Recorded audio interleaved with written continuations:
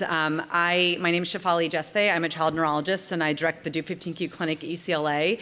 And you've met a lot of my team actually over on the other side of the hotel, because we're doing quite a bit of testing today like we did 2 years ago. And I wanted to actually get a chance to tell you a little, well, I'm going to talk to you about autism as a whole for a few minutes, but I really want to actually talk to you about kind of why we're doing the kind of data collection we're doing. What are the questions we're trying to answer? Because really our goal with all this is not just to understand Do15Q better from a scientific perspective, out of interest. We really want to be understanding these kids in a way that helps drive treatments, that helps us, better inform clinical trials. That's really the bottom line for all of us, right? We want better treatments. And so I want to kind of place the work we're doing here in a broader autism context. How do we think about clinical trials and the challenges in clinical trials in autism? So I'll talk for about 20-25 minutes, and then Dr. Amanda Gulstrud's going to come up and talk, and she is the director of our autism clinic at UCLA, and she also is an intervention expert. And so she'll talk to you a little bit about behavioral intervention strategies. We do want to try to make this interactive with also being sensitive to time limitations. And so if you guys have questions, you want to interrupt, it's completely fine. If it seems like we're getting really off track, then we'll kind of try to get back on track, and we'll be here during lunch to answer questions also. I have to say just quickly, I started working with families and children with Do15Q about, it's probably been about 4 years now, and it was in the context of actually my work in autism, and it's been the most incredible sort of serendipitous experience ever that I met one family with Do15Q that's really now grown into, a big clinic and really an integration with a huge national program that's largely driven by the work that you all do and the Alliance does. It's really been life-changing and career-changing for me to get to know all of you and to learn from you. And I think the kind of work we're doing here, being able to leverage the power of an alliance by being able to see all these kiddos from around the world in one place and partner with families to really drive research forward and treatments forward, I think that really speaks to sort of where the autism field overall is. And so I think that we hope to make big strides by the work we're doing, and I'm super excited about it. So what I'm going to talk to you about, and again, I'm really going to aim to be done in about 25 minutes, so I'll skip over some slides as we go. We'll do a very quick overview of autism, and I'll talk to you about kind of the challenges in clinical trials in autism overall, just to give you kind of that perspective in the field. And then I'm going to tell you about the studies that we've been doing in both behavior and brain and Do15Q. I'll show you the data from the meeting 2 years ago, because we published a lot of that already, and it really laid the foundation for the more comprehensive study we're doing now at the meeting. And then we'll kind of get you excited about next steps. So just to remind some of you, and if some of you're new to this, again, feel free to ask for clarification, but autism is considered a neurodevelopmental disorder, and it sits in a category with other syndromes or disorders such as ADHD, intellectual disability. All of these are conditions that emerge early in development and really affect functioning across a variety of different areas, right? So there's a lot of overlap between these things. So if a child has autism, it doesn't mean they cannot have ADHD or have global developmental delay. We make these diagnoses based on a list of behaviors that we find in our kind of, textbook called the DSM-5, the Diagnostic Statistics Manual. And it basically provides clinicians a guidebook for the list of symptoms we look for to make these diagnoses. So autism in particular is defined by having challenges in social communication and the presence of restricted interests and repetitive behaviors. And I'm going to show you, it's a little small here. This is straight out of DSM, but again, I think it's good just to get everyone on the same page about how we make these diagnoses. So the social communication challenges we see, and this is straight out of DSM, are problems in social emotional reciprocity, so back and forth kind of communication and interaction, problems in nonverbal communicative behaviors, things like eye contact and gesturing, reading people's faces, those sorts of things. And then challenges in developing, maintaining, and understanding relationships. So as kids get older, having trouble with, again, play and interactions with other individuals. The other domain, restricted and repetitive behaviors, includes stereotyped motor mannerisms or stereotyped use of objects or even speech, so repeating certain elements of a song, for instance, over and over again, things like that, or repetitive sounds. Insisting on sameness, so having trouble with transitions or having trouble being flexible in one's day. Highly restricted or fixated interests. And then the last one, which was actually added in the new DSM, is the sensory piece. So hyper or hyposensitivity to any kind of sensory input, be it sounds or touch or tastes. So you might hear about kids who have, and some of you may experience this as well, either being very averse to certain sounds or textures and not being able to eat certain things because textures are aversive, that sort of thing. And the really important piece here is that, every kid has some aspects of this, even children who might be considered more typically developing, but these are features that have to actually cause functional impairment. They have to get in the way of a child being able to, maintain themselves in school or develop relationships outside of school or within the family, those sorts of things. So they have to really, so being inflexible by itself is not autism, but if you're inflexible to the point that it's hard to actually even maintain, a routine in a day, or if a routine gets changed, to have that be so disruptive that it causes problems, that's when we start thinking about kids being on the spectrum. So what's important about autism and all of these neurodevelopmental diagnoses is that they're based on behaviors, right, as I've sort of emphasized. They are not based on etiology, meaning cause, nor are they based on underlying neurobiology, even though, as I'll get to, we know there's lots of different causes and there's a clear sort of brain basis for these behaviors. And so we make this diagnosis based on that list. And I bring this up in particular here because I often get asked the question in clinic, if my child has Do15Q syndrome, does that mean they don't have autism? And often it's actually not you as parents who are asking that, it's some clinician or teacher saying, oh, well, they don't have autism because they have Do15Q. And the take-home point here is they are completely, they're not independent entities. They relate to each other, but they're not mutually exclusive. The genetic diagnosis helps us understand the cause, but the autism is based on that list of behaviors I described. And that's really important when we think about treatments and services and all those things. There's no reason that a child with a genetic syndrome should not receive the interventions that a child with non-genetically defined autism should be receiving. The genetics is a cause. And so I think that's just a big take-home point for you guys. The other big take-home point is that, because there are lots of different causes that lead to autism, as you can imagine, and we see this with our kiddos here at this, in this conference too, there's a lot of variability or heterogeneity, as Dr. Gulsrud will also talk about.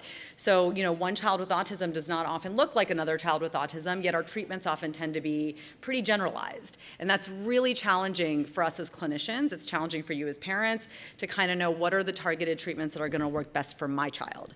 And that's what we'll get into in the next section. I just want to give you a quick glimpse into other kinds of diagnostic evaluations we do for children with autism. So I said DSM is like our gold standard. It's what we as clinicians do. But sometimes we need to do other tests to confirm the diagnosis or kind of pull out features that maybe we don't get when we just interview parents or caregivers or work with the child. And so there's a couple of standardized assessments. The ADI, which is an interview with the parent, takes about 3 hours. And then there's the ADOS, which is a play-based measure, and that's actually one of the ones we're doing over in our testing site over there. The ADOS has this big kit of different tools and toys that the examiner uses to pull out social communication features. It by itself is not a diagnosis, and I'll show you examples of that from the data we collected 2 years ago. Kids can have signs on the ADOS. It does not mean they have a clinical autism diagnosis unless a clinician sits down, reviews the whole case, and gives a diagnosis. But the ADOS can be super helpful in pulling out some of the development and behaviors that we might see. Okay, so, we've talked about diagnosis, so what about treatment? And then we'll get to the clinical trials piece in our work in Do15.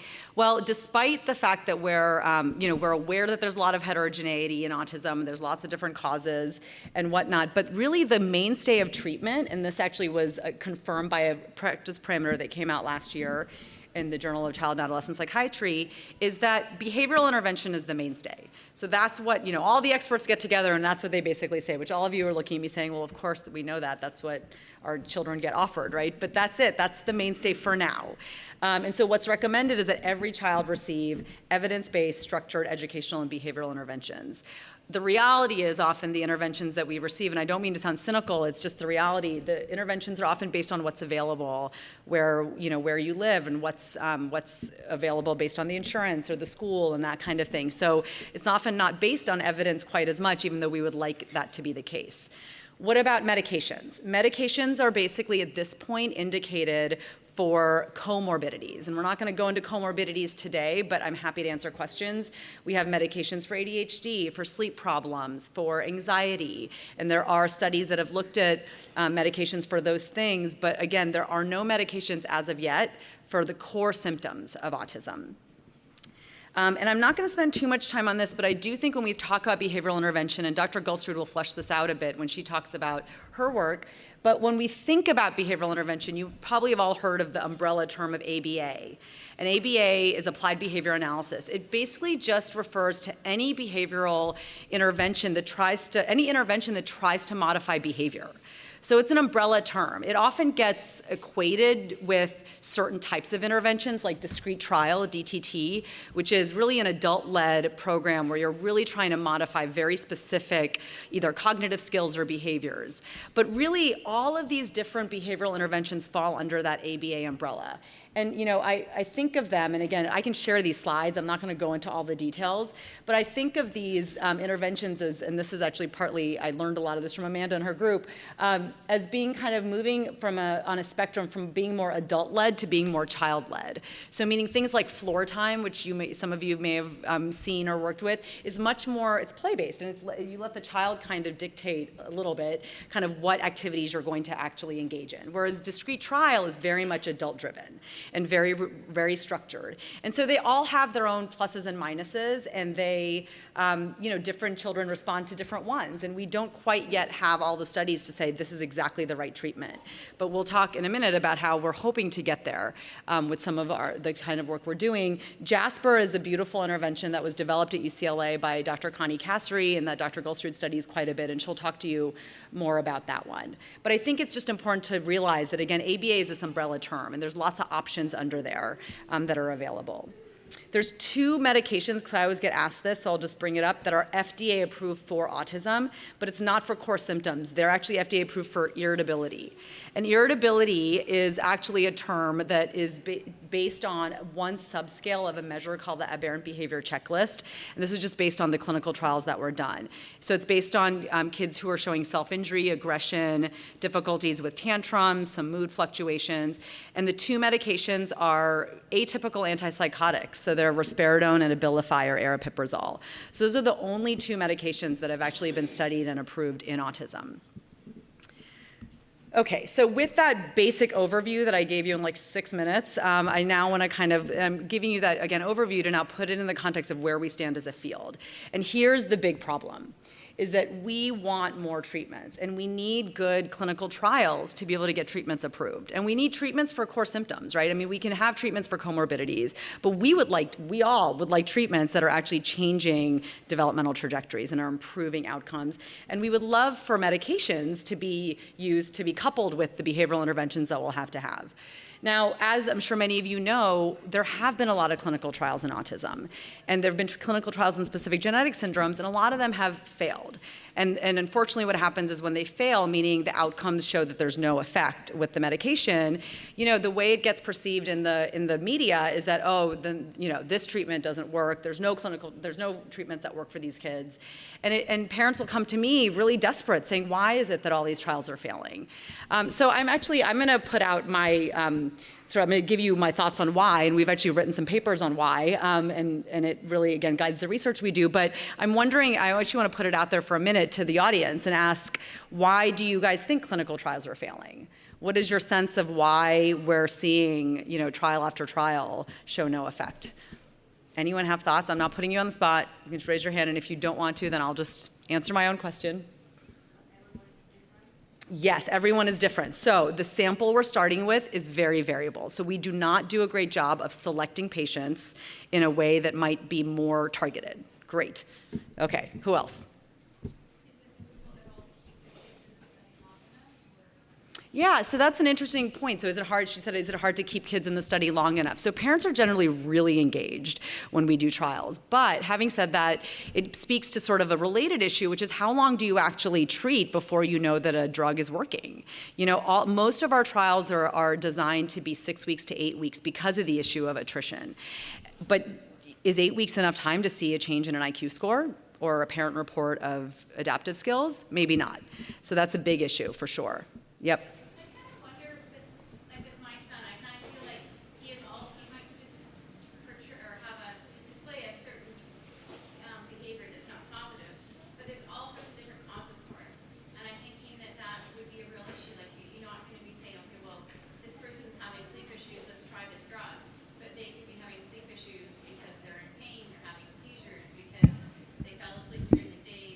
Yep.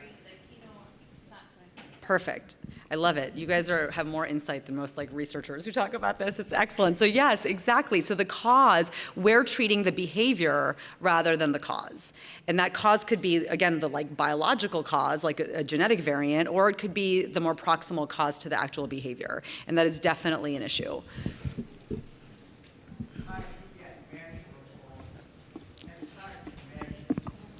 Exactly. So that's one of the key items, and you guys have all nailed every point that's going to come up in a second.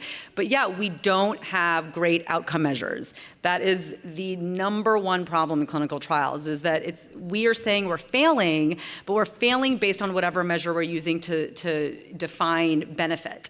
And those measures in clinical trials generally tend to be caregiver report, which is not a bad thing, right? But here's the thing with caregiver report, we're asking about very broad behaviors, which may not budge in 8 weeks and may actually not be the behavior that we think should be moved by that medication.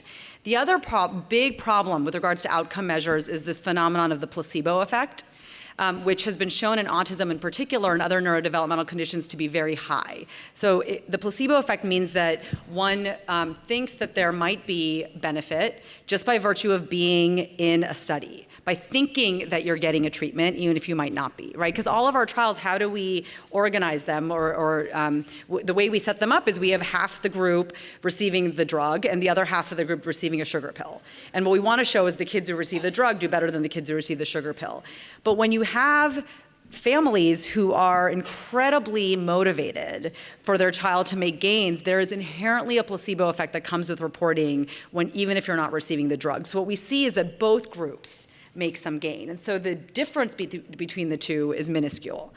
This does not mean that parents or caregivers or clinicians are not accurate in reporting. It actually might be that there is an actual benefit to being in a study. Because what happens in a study? We're monitoring development. We're checking in with you every week. That in itself might be enough to lead to gain. So that placebo effect may be real. But it leads to challenges when we're trying to really measure differences. And so I'll stop there with asking all of you in the interest of time, but you've hit the main issues on the head, for sure. So patient selection, it's like I planted you in the audience. Patient selection, outcome measures, placebo effect. One that didn't get mentioned was just the choice of the drug, right? What is the drug that we're actually using, and is it really targeting the kind of thing we're trying to treat? And then the last thing I'll mention is timing of treatment. Not just how long do we follow, but when do we want to treat? Most of the studies, and I'm saying this partly to have you all be, informed consumers when you look at these studies, because they get a lot of media attention. A lot of these studies are studying adults because we want to establish drug safety in adults first. But the problem is an adult is not just a big child. The brain development has occurred, a lot has happened in that time. And so we may expect to see less movement in a 20-year-old or a 30-year-old, not that they can't make gains, but it would be a different type of gain than the kind of gain we might see in a 2-year-old. So that's the other big issue. So these are all big issues, and again, the outcome measures piece is big. We need more objective outcome measures, and we need outcome measures that are driven by our understanding of the subgroup that we're actually studying. And that leads right into what we're doing in Do15Q. And Dan Geschwin and I wrote a piece about this whole issue in clinical trials that was out last year. But I'd like to sort of think of this rubric, and then we'll go into what we've learned in Do15Q, which is that rather than think about symptoms, treatment, and then outcome being this kind of general, vague, asking a clinician, did the child look better, which is literally what we do. That's called the CGI, the Clinical Global Improvement Scale. That's the gold standard outcome measure in clinical trials. instead of doing that, what we'd like to do is get to a place where we identify a cause and we take a subset of kids within the autism spectrum, like kids with Do15Q. We understand and can measure brain function as maybe a target for the treatment, something that we can measure that shows us that the drug is working. We then can actually then think about targeted symptoms in those kids. So not just autism, are there features of autism in Do15Q or other syndromes that are more distinctive to that syndrome that we want to target? So I'll give you a quick preview. In these kiddos, motor function, right, is one that is quite distinct in Do15 that may not be as relevant to other kids on the spectrum. And then we want targeted treatments that we think are informed by our understanding of the mechanisms that are occurring in this condition. And then we would have outcome measures that are targeted, that are based on brain, that are based on behavior, informed by our knowledge of the specific subset, in this case, Do15Q. And again, our treatments are going to target not just the cause, but also those targeted symptoms. And I'm going to skip this and just say that that's exactly what we've been working on in Do15, and that's exactly what has driven the research that we did 2 years ago and continue to do and what we're doing here today. So I'm going to tell you a little bit about the study in the next 5 minutes or so, and I'll just remind you. I always say that all of these kids, the way you describe Do15Q is that the parents are amazing and the children are adorable, and it's true. And I love all of these families. You are all incredible, and you're the best advocates for your kids. I learn more from talking with you about your children than I would ever learn reading about them in journal articles or talking to other clinicians about them. But we do know that in Do15, as you know, neurodevelopmental disabilities are very common, right? These kids have hypotonia, global delay, autism, and epilepsy at a very high rate. What you may not know, or you may have now been reading about, is that several years ago there was a paper that came out that just described somewhat anecdotally that there was on clinical EEG what seemed to be this EEG pattern of this really high frequency EEG activity that we call beta activity, just based on the frequency. So we thought that was super interesting because that beta signature probably relates to some of the disruption that occurs in the GABA receptor genes. It also probably relates to UB3A, and I won't get into all the details, but when I saw that paper about the beta, and a lot of what we do in my lab is focused on understanding EEG biomarkers, it made so much sense based on the genetics of Do15 and the specific genes that are overexpressed. And it's partly because children who actually, without Do15, who take medicines that target the GABA receptor, things like benzodiazepines, their EEG has this exact signature. So if you give a typical child Valium or Ativan, this is what their EEG looks like. And so it's really, and if you look at a lot of EEG reports, maybe some of yours have said this, sometimes EEG reports of children with Do15Q, it'll say, patient was likely taking Ativan or benzodiazepine, and they weren't. And so it definitely suggests that this EEG marker relates to the genetic mechanisms of the syndrome, which is really interesting and important when we start thinking about, trials of drugs that might target this. Right? And there's several in the pipeline, that have been, around for many, many years. So this was really interesting to us. So we wanted to ask a couple of key questions. And this was several years ago, before the conference 2 years ago. We wanted to know what's the developmental profile of Do15Q outside of just listing the categories of global delay and autism. Specifically, are there features of autism in Do15Q that are more characteristic of this population? Because that might help us think about targets.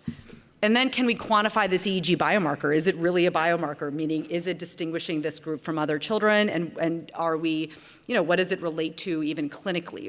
That question we haven't quite answered yet. And really, could the features that we pull from these first two questions, could those actually help inform the process of designing a clinical trial that actually will succeed, with really robust outcome measures?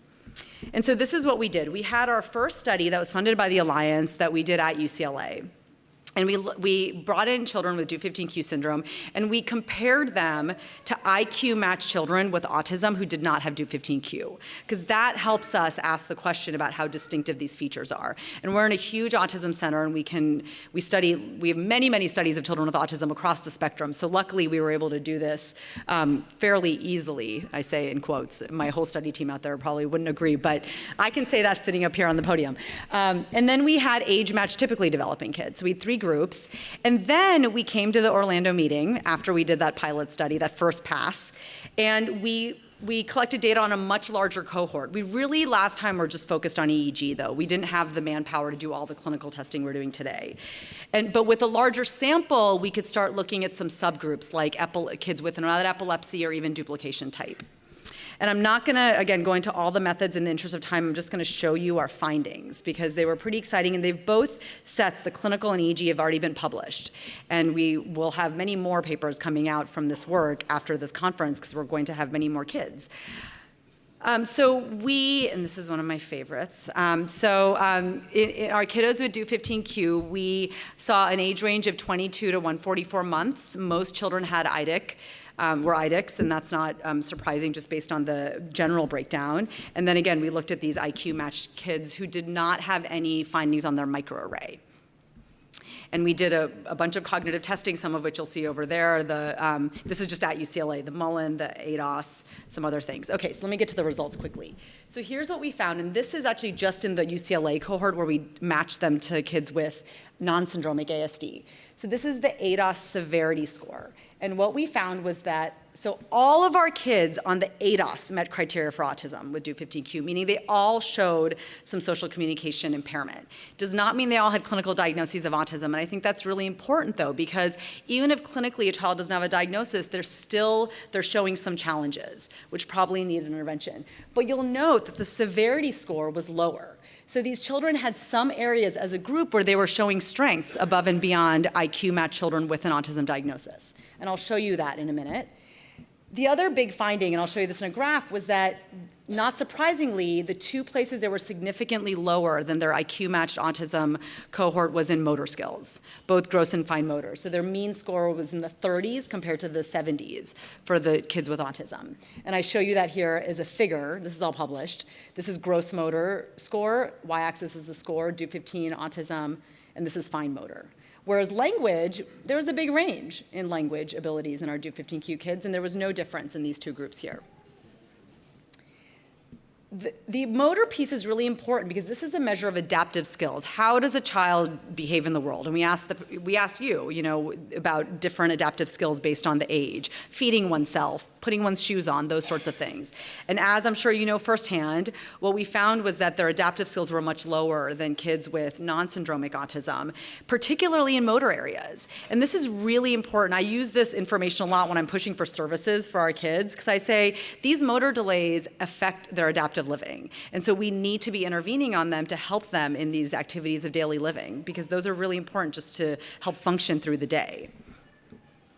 So on the ADOS specifically, we did something where we looked at the items on the ADOS. And again, the details don't matter all that much, but every one of those numbers on the bottom is one item on the ADOS.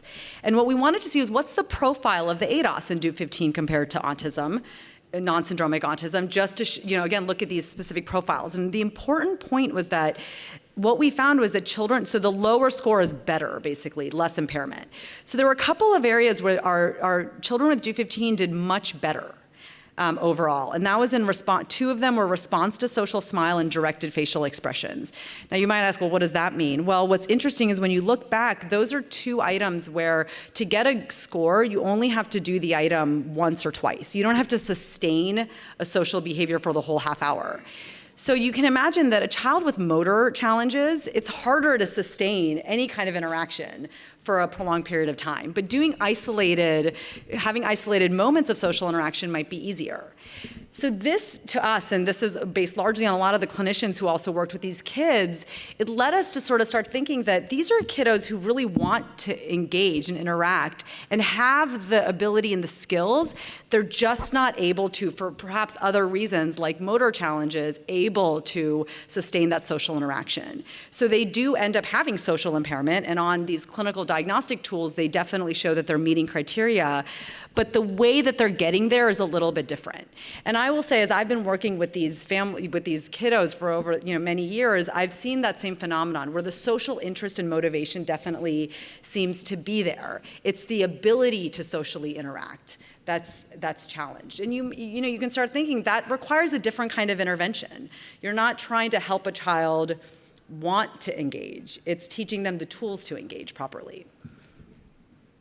And that's a busy slide, I'm not gonna show you that. And to sort of corroborate that, we also found that only in our DUP15Q patients were motor skills, and this is, sorry, really hard, does not project well, motor skills were significantly correlated with all the other domains. So motor correlated with social, motor correlated with communication. We don't see that correlation as tightly with our kids with non-syndromic autism. So again, the motor piece is really affecting, now we're not looking at it longitudinally, so I can't say what direction it's going in, but the motor skills are tightly related to all these other developmental skills. I think that's, again, an important take-home point, especially when we start thinking about interventions. And I'll skip that just in the interest of time because I want to be done in a couple minutes. So now let me tell you about the EEG piece and then we'll end. So we collected, you've seen some of your children wearing that fancy hat. We were able to collect EEG data both at UCLA and then of course at the meeting 2 years ago. And our goal at the EEG was to try to quantify that beta activity. Do we see it across the board in all our kids? Was it just a one-off in the few kids that were described in that paper? And what we found was that there is truly a quantitative biomarker of this syndrome. And this was published earlier, or end of last year. And I'll show you the data, and don't worry about all the numbers. I think you can even see from this far away that there are differences. So this is a figure that shows power, so meaning how much of the EEG signal is explained by different frequency bands, and we're looking for beta in particular. And what we're looking at is these lines are showing, where's my cursor? These lines are showing power, and the y-axis is the amount of power, and orange is DUP15Q, blue is ASD, and green is typical development. And it doesn't take a neuroscientist to see that the kids with DUP15Q have a huge peak in beta that really separates them out from our children with non-DUP15Q autism and typical development. This is like a heat map of the head, looking just in the beta range, and you can see DUP15Q, ASD, typical development, right? So huge signal there. When we look at the kids across, there is some heterogeneity though. There's some variability in how much beta power they have. This is DUP15Q. Okay, as a whole, this is ASD and TD. But I will say the effect size here, for anyone who's a math person, is 1.7. We never see effect sizes like this with EEG studies. I mean, we were all blown away when we actually quantified this. And there was a lot of excitement, truthfully, from pharmaceutical companies when they saw this, because this is a biomarker that might be incredibly tractable when we start designing treatments. Just to show you, we looked at beta power across age, meaning we just had cross-sectional time points, by duplication type, by epilepsy. The only trend we found, and this was actually significant, it's in the paper, it's the details, that kids with epilepsy tended to have lower beta power. There may be some measurement issues because they're also taking medications and have background EEG differences, which we're accounting for in our bigger sample study. But in any case, generally we saw that there was a big range, but our youngest kids without seizures tend to have the highest beta power. So there may be some developmental aspect to this signature. Okay, so let's start. I'm going to end with this sort of schematic and then a summary slide and then perfect timing for Amanda to take over. So let's go back to that schematic that we talked about, right? So we initially said, the way in autism right now, many of the ways we think about treatments in autism from a behavioral standpoint is we look at symptoms, we have treatments that are treating symptoms, and we'd like to move towards more of a path of kind of precision medicine. So let's take DUP15 in particular. Imagine that we have a child, right, who has some of the symptoms of DUP15Q, and we then perform genetic testing, which is gold standard now in the autism arena. So any child with an autism diagnosis or developmental delays actually undergoes genetic testing. So we're seeing kids tested much earlier in life, even in early infancy if they have some motor delays. So we then make that diagnosis of DUP15Q, and now we know that we have a marker of, we'll say, brain function that very likely relates to the genetic mechanisms, and I'm not going to go into that part today. If you come to the science meeting, you can hear more about that. But we now have a marker of brain function. So now imagine that we have a targeted treatment that targets that GABA receptor, and we think that that's going to help change the neural architecture in these kids at an early developmental stage, right? And that treatment is going to target essentially cause and brain function. Well, now we have the potential to have a biomarker that will tell us, and this gets back to the outcome measure issue, a biomarker that might help tell us if the drug is working. It may precede the behavioral the gains that we see, right? But we have something that's objective, that's measurable, that's related to what we understand is happening in this specific condition, and will be a great marker of the potential success of a drug. And that's incredibly exciting for us. Oh, well, we haven't done it yet, but. So that's exciting. And then along those lines, and I didn't put that in this slide, oh, sorry, I didn't, is that we also now, based on the clinical data I showed you, we also then have more targeted symptoms to follow after we look at that biomarker, right? So rather than say we're gonna look at the ADOS, we might look at specific items on the ADOS that are more relevant to kids with DO15, or from my bias, we look at motor function, and we look at how motor function specifically in the context of social communication is affected. So we have very specific behavioral outcome measures as well, informed by what we're learning from these kids. Okay, so this is my summary, and then we're done. And again, this is sort of just to recap, but we've kind of recapped, so I won't go through it again. But I'll say that I'm not going to read through the summary. What I'm going to say is that based on all the information we've gathered, the thing that we realize we really need in parallel to a clinical trial is a natural history study. So we need to understand how these different developmental profiles behave over time, but also how stable is this biomarker and some of these behaviors, even in short periods of time, because that's going to help us also when we think about how a clinical trial is designed. Do we want the drug to be given for a month? Is that enough time to see change or not see change? And so we're actually right now working to develop a natural history study, and I think we're pretty close. We have a design where we're going to see kids multiple time points at a couple of sites, and then we'll have everyone in the registry be involved through parent questionnaires and things like that. And so we'll get a lot more information that will give us our best chance of clinical trials actually being effective. So many people ask me when they come see me in clinic or they email me, when's the trial happening? We're dying for a trial, and I am too. But I'm just going to say that we have to be a bit cautious, because what I do not want to have happen is that we hastily start a trial and then it fails. We are in a unique position, honestly, compared to all the many other genetic syndrome groups, where I think that we're setting ourselves up to having a trial actually succeed. So just be patient, because we'll get there, but we're not quite there yet. Okay, so I'll stop there with perfect amount of time, so 25 minutes.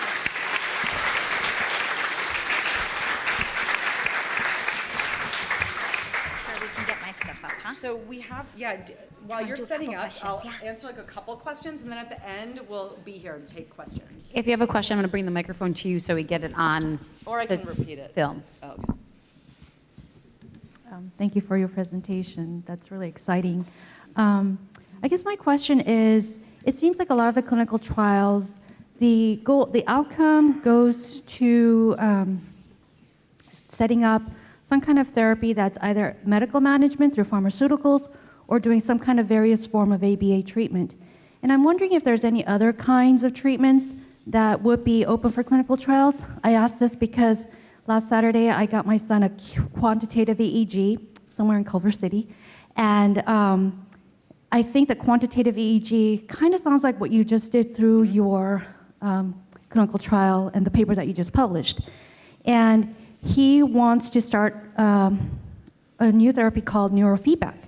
So, so I'm wondering, I wanted your, opinion about that, and also about other kinds of treatments that we can set up for our clinical trials in the future.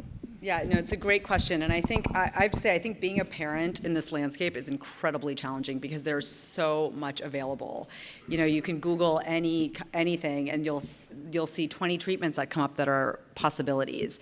And what I usually advise is to really ask whoever's providing you the opportunity for treatment, what are the data that they have to support that it's helpful, and secondly, they'll show you data from their own stuff, but ideally you want published data. But the second is, what are they trying to target? What is the outcome that they are trying to achieve? And is that the outcome that you're looking for? So with biofeedback, and I can talk about this forever, but I won't, biofeedback has actually been shown to be very effective for certain conditions. So for headaches, sometimes there's a couple of studies in ADHD, but there's really been no evidence for biofeedback to be helpful in other neurodevelopmental conditions. Yeah, and so there are seizures and ADHD, autism. And so there are many biofeedback centers in LA, and they charge an arm and a leg, and I just caution is all I will say, because I don't think that there's any evidence to support their effectiveness. The EEG is a dynamic tool. Our brain is constantly wiring and rewiring, and if I collect EEG data from you now and in 10 minutes, it might look a little different. And so what biofeedback does is or these treatment sort of programs, they kind of leverage that by having an EEG assessment at the beginning and then at the end showing you, oh, look, your child's EEG changed. And so that's how we're showing you that we helped your child from a treatment standpoint. And I don't mean to sound cynical, I just hate, it worries me because I feel like everyone's resources are limited. And so we have to sort of be judicious about where those resources go. So that's the two questions I would ask to anyone giving you a treatment recommendation is what are you actually trying to move? What's the outcome? Okay. Hi, everyone. See, I'm much shorter, so I have to do this. Shafali, you're taller than me. It's okay. I'm okay with my shortness. I've embraced it. So, hello, everyone. I am the director of the CAN clinic at UCLA, the Child and Adult Neurodevelopmental Clinic.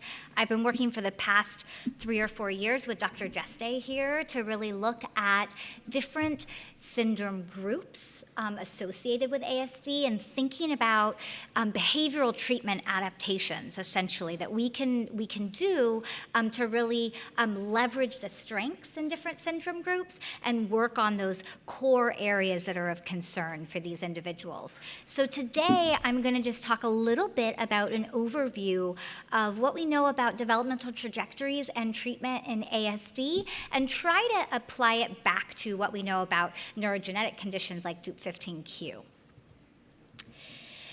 So I'm going to take the framework of parent-mediated intervention. I think in particular in early childhood, this is an effective treatment approach, but it can be done across the lifespan as well. This is an idea of actively engaging parents in the treatment and thinking about changing core symptoms that will alter developmental trajectories over time. So we really want to measure longitudinal outcomes. We want children to do better in the moment and also to do better over time. That's really the goal of any behavioral treatment.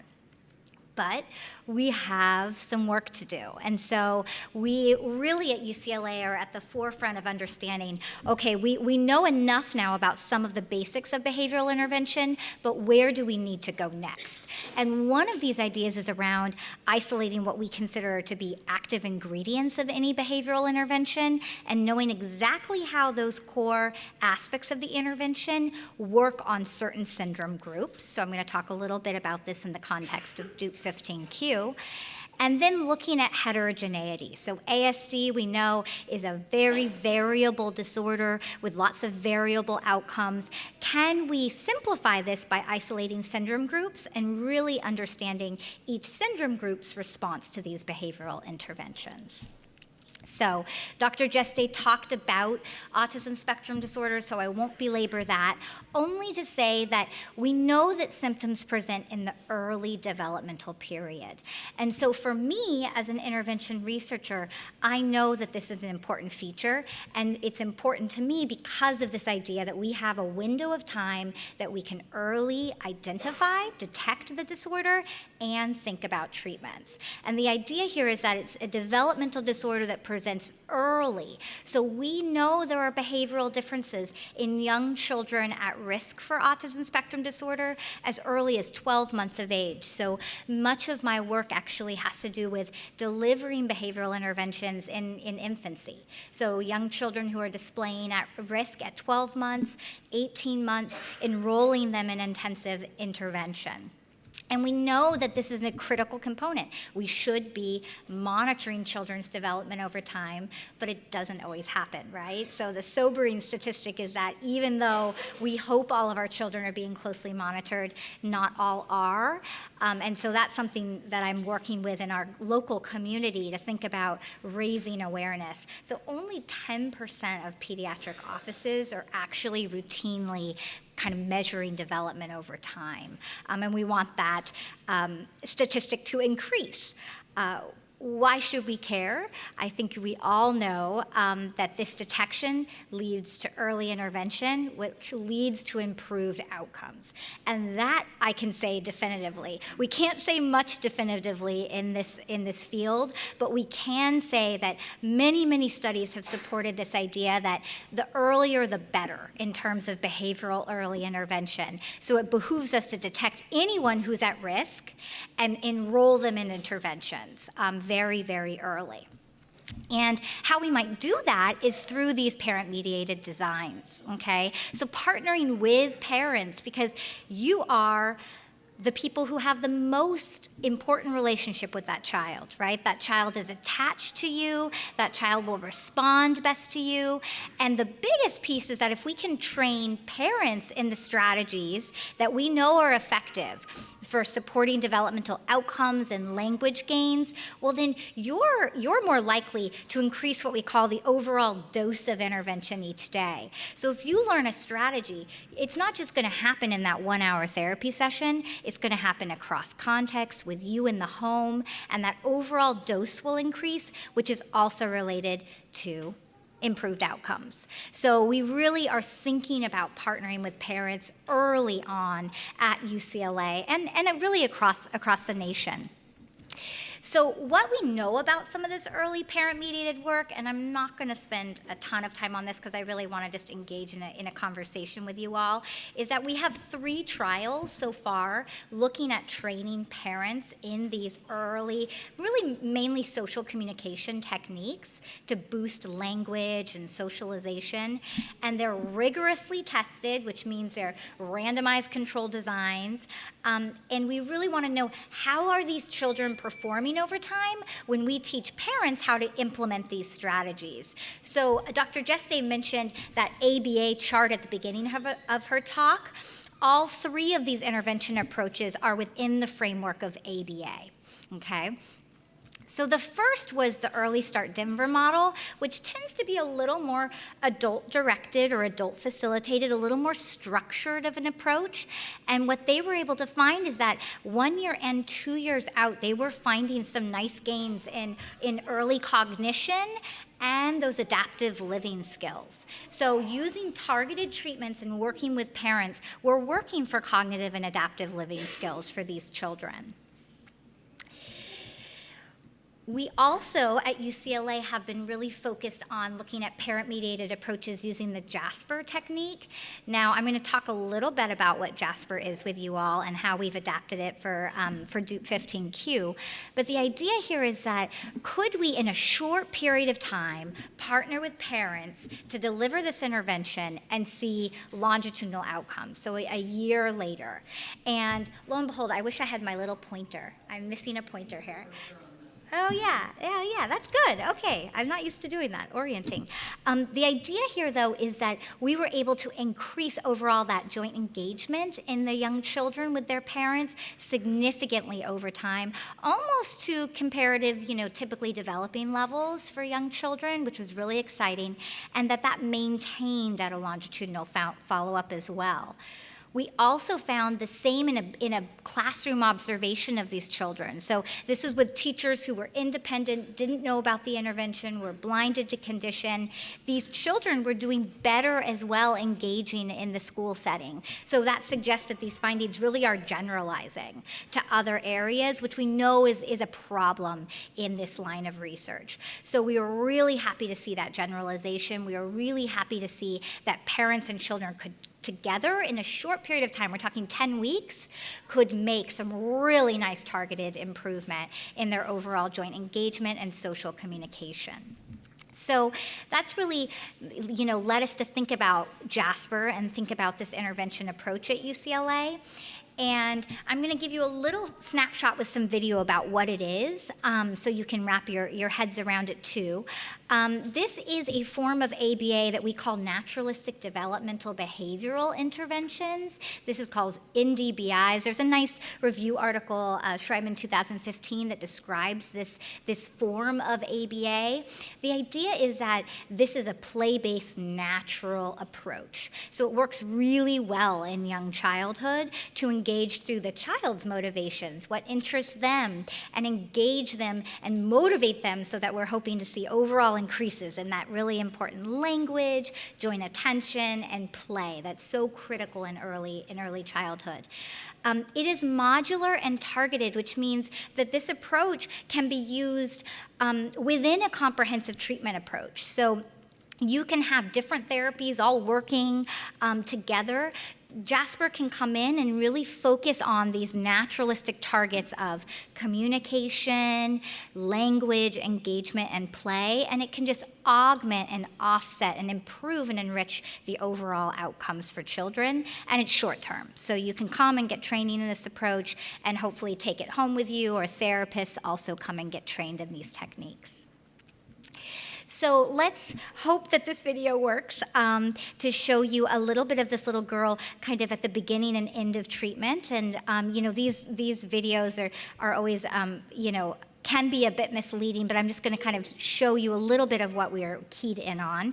This is a young girl, 13 months of age, coming in at risk for ASD. See, I knew this was going to happen, but it's okay. I've got a backup plan.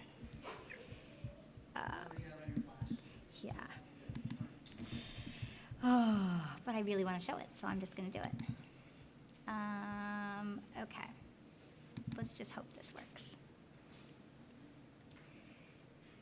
Well, that's interesting.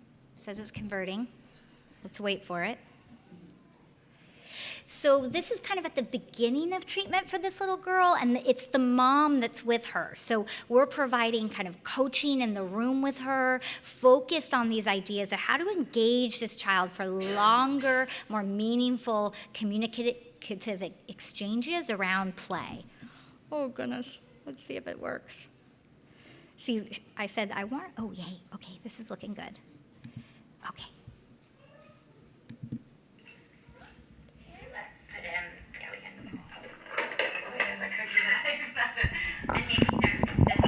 Can you hear it? We'll put a few cookies in there, and then that might get her started at putting them back. That's the coach. Ready, set.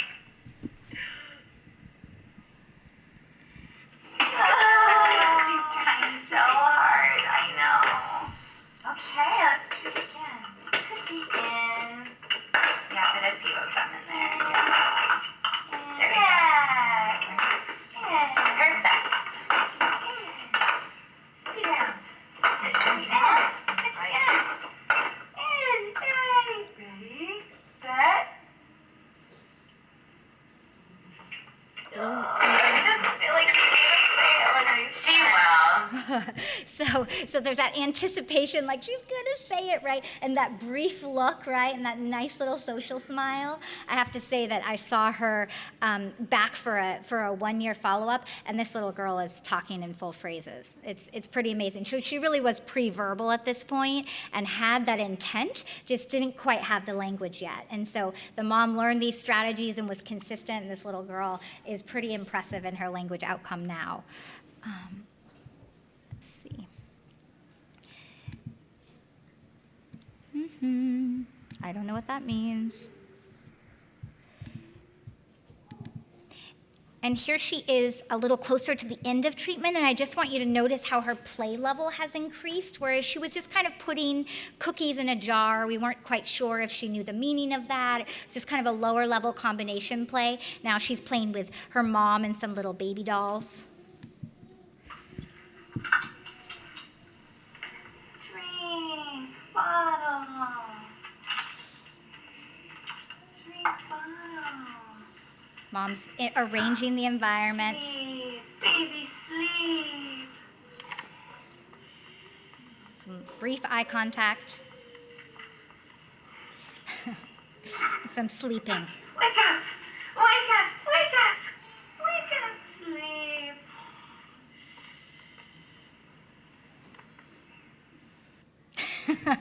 So this little girl, you know, she really improved in some core areas, one being kind of play level. She didn't show as many like specific language gains, but what she did do is more of that pre-verbal joint attention gains. So she was coordinating eye contact more, leading the interaction more, initiating more, which was really nice to see. All right.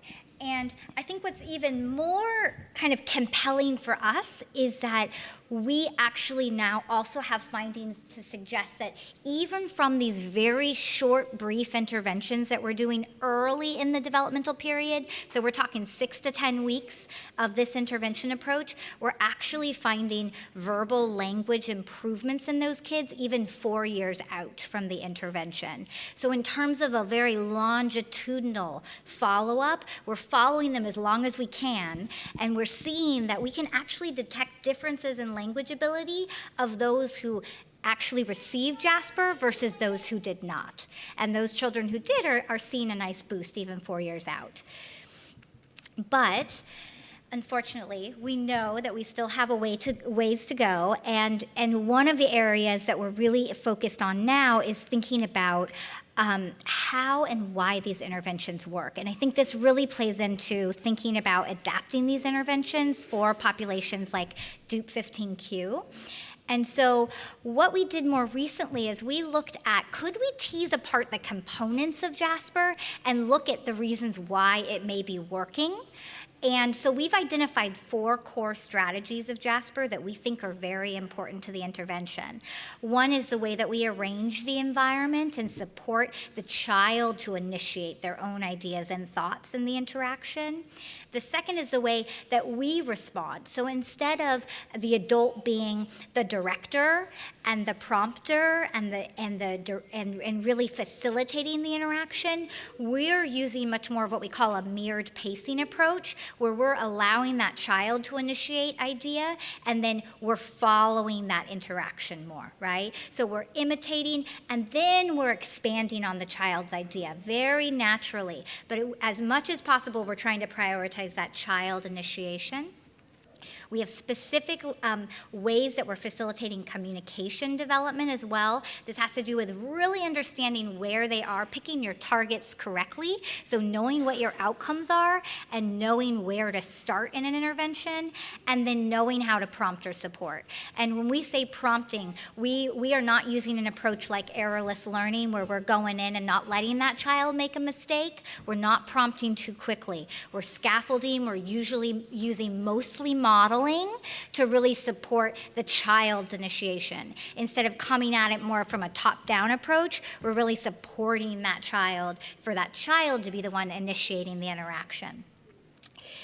And what we found when we looked at how treatment was mediated and how that outcome of engagement was changing over time was that strategy of mirrored pacing that we were teaching parents how to wait and when to model, and that kind of give and take, that pace of the interaction was what was directly related to those increases in engagement. So we're drilling down, and it's not just JASPER is working. Now we're saying there are particular components of an intervention that we know are working on specific outcomes. And I think that's really important to think about, especially in our neurogenetic groups, where, for example, Dupe 15Q has such a motor component. So we need to understand how we work with that motor component and what strategies of JASPER or a different approach are really going to target and drill down on those very specific outcomes for children on the spectrum. And the reason why is because despite our best efforts, this is me airing our dirty laundry here. It's not very backlit, I'm sorry. This is JASPER treatment outcomes on a particular variable that we didn't get a lot of traction on. In this group, because it was symbolic play and our kids were really, really young for symbolic or imaginative play.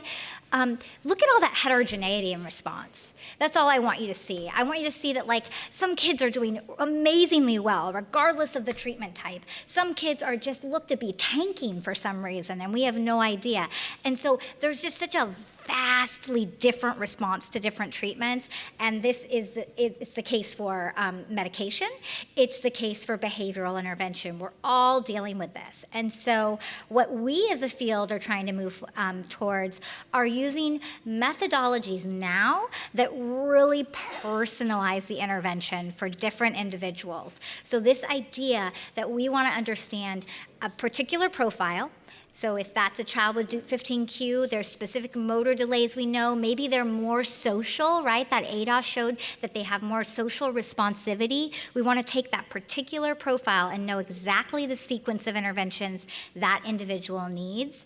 And right now we're testing something called the SMART design at UCLA. And this is really exciting. That's the Sequential Multiple Assignment Randomized Trial. Blah, what a name, but just call it SMART.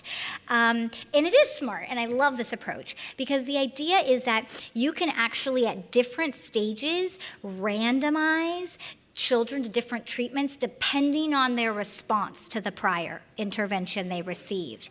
And so this idea that we can actually measure change over time in these children, but ultimately we can understand the best sequence of events for children, the best treatment approaches. So this is one design that we're doing here at UCLA. And it's a language intervention where we're really focused on expressive or communication outcomes in children who have remained pretty minimally verbal past the age of about 5 years. So we think this is, high stakes. We want to get these children communicating as quickly as possible. So we wanted to understand all children at some point, we're going to be measuring, are they responding to different treatments? If they're not, we're going to give them a different treatment, or we're going to give them more of the treatment. And we're going to measure over time to see how children do and which sequence of interventions are best. That AAC just stands for the Alternative and Augmentative Communication Device that we're going to be using with them to support their language development. So this is where the field is going. It's not just comparing one thing to the other and seeing like, oh yeah, of course my intervention works better than a control, right? That's kind of what we were doing 10 years ago. Now we really want to know why these interventions are working and for whom, and think about mixing, right, different intervention approaches. So for example, some children may need a more structured approach to intervention before they're ready to kind of learn more naturally. For other children, they may never need that more structured approach. They may always need the more naturalistic intervention. And so these types of designs help us understand which intervention approaches will work best for which children. And to give you a little sense of all of the intervention research and progress at UCLA that we're involved in, I think the thing that is most important to this group is that we've really branched into kind of specific syndrome groups looking at the effectiveness of JASPER, two of which we work with Dr. Jeste on, the DUP15Q children, as well as TSC children. And what we really want to understand is, does JASPER have a similar effect? And how do we tailor the JASPER intervention to the specific needs of these populations? So I can tell you from a pilot study we did with DUP15Q patients, the first thing, the most striking piece for us was, they need to be able to the motor piece. The motor piece was impacting their ability to engage with us around toy play and even access communication. So how do we support that motor piece so that they can access that interaction with us? Was really challenging for us, but we worked through it in this pilot. And now, and we also had some promising gains. So we were able to support these children well, and they did make nice gains in joint engagement, joint attention, and play. So now we're poised to kind of replicate this in a larger fashion. That was pretty small scale, 15 kids or so, less than that. So we now, are poised to kind of think about doing this with more children. We also have done this in TSC and found similar results, and actually have Dr. Jeste has a new R01 funded to do this at a larger scale now. So this is very promising work. I think exciting. It's so rewarding for me to see these changes in these children that are made over pretty short periods of time. And we think that maybe we have to augment the length of time that we deliver these interventions for different groups as well. So we're really thinking through all of these problems. But to learn more about us and our research and what we're doing ongoing at UCLA, here's some information. And let's open it up. I know we just have a few minutes, but for discussion and yeah. Thank you.